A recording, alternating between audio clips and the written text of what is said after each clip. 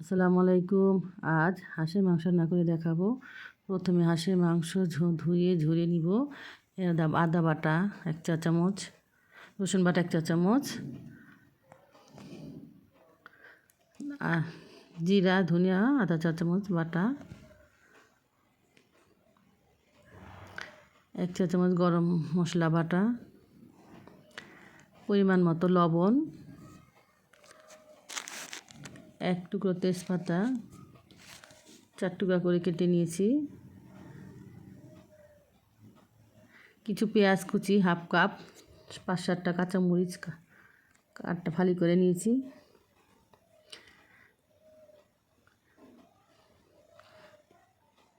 দু চা চামচ হলুদের গুঁড়া, 1 চা চামচ মরিচের গুঁড়া, যদি ঝাল খান বাড়িয়ে কমিয়ে দিতে পারেন।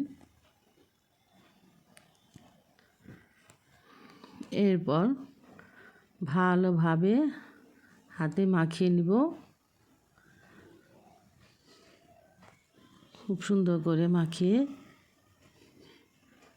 কিছুক্ষণ 10-15 মিনিট, হাতে সময় থাকলে 10-15 আধা ঘন্টা মিনিট করে রাখতে পারেন, আর সময় কম থাকলে 10-15 মিনিট মেখে রাখলে চলবে।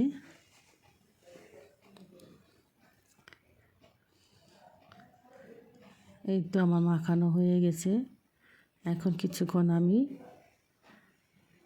রেস্টে রেখে দিব।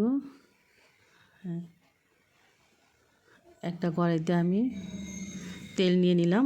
তেলটা গরম হলে মেরিনেট করা মাংস দিয়ে দিলাম।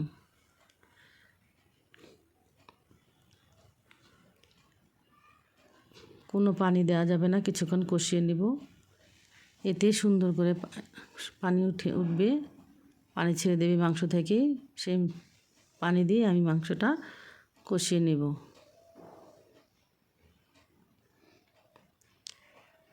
এইবার নাড়াচাড়া করে ঢাকনা দিয়ে ঢেকে রেখে দেব। এই তো দেখছেন মাংসটা কত সুন্দর হয়ে এসেছে এবং তেল ছেড়ে দিয়েছে। অফ স্ক্রিনে আমি আরও কয়েকবার ঢেকে রেখেছিলাম, নাড়া দিয়ে রেখেছিলাম।